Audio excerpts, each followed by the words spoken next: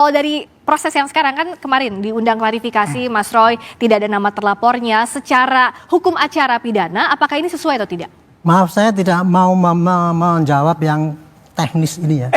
Tapi saya akan ingin melihat masalah ini, masalah besar, global. Ya. Bagi polisi ya, gonjang-ganjing, gaduh kayak gini ini ya.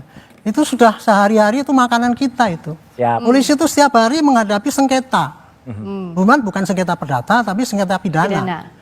Kasus ini yang terjadi adalah sengketa pidana antara dua pihak. Yes. Yang satunya lagi menuduh sana pakai ijazah palsu dan yang dituduh enggak merasanya. Yang dituduh itu balik menuduh bahwa itu menebarkan berita bohong. Itulah yang terjadi sekarang ini. Dan di dalam dunia sengketa itu kalau masing-masing menganggap dirinya benar itu ya udah wajar udah. Ya. Dengan alasan yang panjang lebar silakan lah. Oke. Cuman sayangnya sekarang ini ya, ini kasus ini sangat world news. Artinya apa? Gampang diviralkan dan ini bagus untuk makanan media ini. Oke, nah Pak, tapi kan jadi edukasi juga gini. Kalau untuk tahapan penyelidikan seperti apa? Mencela dia. Saya hanya mengatakan kasus ini mudah viral. Kenapa? Melibatkan tokoh. Oke. Yang kedua ada indikasi ada yang ditutup-tutupi, ada yang nggak jujur. Nah, nah itu pasti akan dikejar oleh Dan ketiga menimbulkan perdebatan yang berkepanjangan. Oke. Yang keempat menarik simpati dari masing-masing pihak itu punya simpati yang gede gitu. Nah ini sudah pasti world news. Sayangnya selama ini penanganannya tidak kepada proses yang seharusnya. Oh, apa itu? Menurut saya proses ini harus diselesaikan sengketa pidana itu harus dipakai proses pidana. Pidananya satu ya, ada dua nih pidananya. Oke, ada dua pidana. Pidananya satu, orang menuduh ijazah palsu. Ya. Itu nanti akan kita cek nanti apakah ijazah itu betul apa tidak. Ya. Mana yang salah, mana yang benar. Yang satunya lagi itu berita bohong itu. Pidananya dua itu kan. Ya. Nah, itu saya sekarang senang apa? Karena sudah Pak Jokowi sudah lapor ke Polda atau Metro mana Jaya. saya nggak tahu ya. Polda Metro Jaya. Dan sana juga sudah lapor juga ke polisi kan. Ya. Bareskrim. Dua-duanya itu berarti akan ditangani secara track yang benar. Gitu. Jadi saya optimis bahwa kasus ini kalau polisinya mau sigap cepet gitu ya dan jujur terbuka, ini akan pending kepada nanti di proses pengadilan dan disitulah nanti akan kelihatan siapa yang sebetulnya benar, siapa yang kemudian salah. Oke, jadi kalau kata Pak Rianto ini sudah on the track begitu ya proses hukumnya. Oke. Endingnya belum saya kasih tahu ya kira-kira, tapi prosesnya nanti gitu. Oke. Jadi polisi sekarang tugasnya tinggal menyidik dua kasus ini. Ya, soal ijazah palsu sama tadi ya, pencemaran nama baik dengan cara dan yang fitnah. sama. Gitu, imbang, adil caranya. Oke, tepuk tangan itu sudah on the track. Tapi tadi pas Pak Rianto menjelaskan, nahnya itu apa? Nahnya inilah jenderal polisi yang tepat, bijak.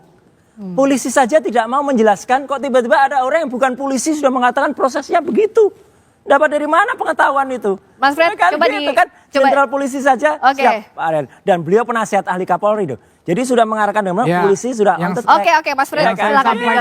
Yang saya sampaikan tadi sejalan dengan apa yang disampaikan beliau. Beliau menyatakan proses itu sudah benar kan? Sudah tepat kan?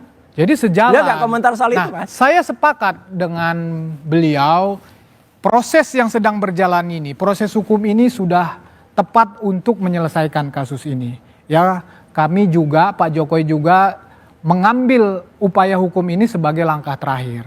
Ya, setelah ya klarifikasi penjelasan yang dilakukannya, pengacaranya dari UGM, ya, dari teman-teman kuliahnya, teman-teman yang bareng wisuda, kemudian juga dari mantan anggota KPU juga sudah menjelaskan.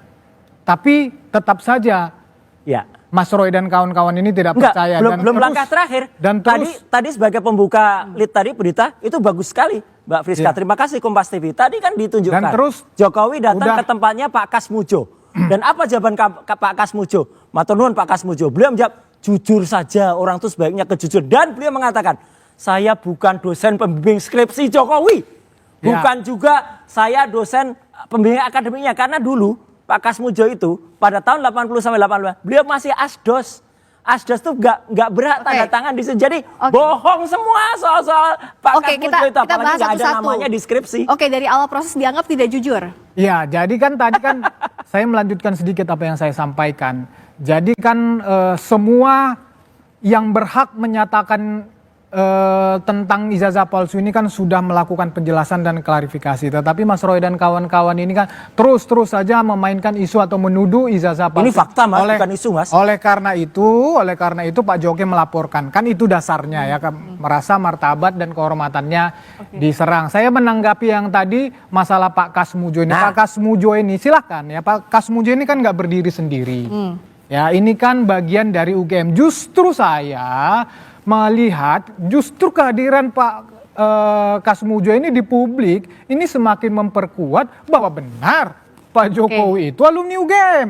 Alumni itu bukan berarti lulus, Mas. Kehadiran Pak Kasmujo di situ tidak terlepas dari UGM. Gugatannya saja yang khususnya di Makassar itu menyertakan Pak Kasmujo karena Pak Kasmujo dianggap ya ada keterlibatannya di dalam baik. dalam ijazahnya Pak Jokowi ini, di dalam hubungannya dengan Pak Jokowi ini hubungan dengan ijazah palsu. Soal kan ijazah begitu. palsu ini tidak hanya di pidana tapi ada juga perdata tadi yang menyinggung nama Pak Kasmujo. Bicara soal Pak Kasmujo yang sudah muncul juga dan didatangi oleh Pak Jokowi, sebenarnya seperti apa sih posisinya dalam kasus ini? Sesaat lagi di Dua Arah.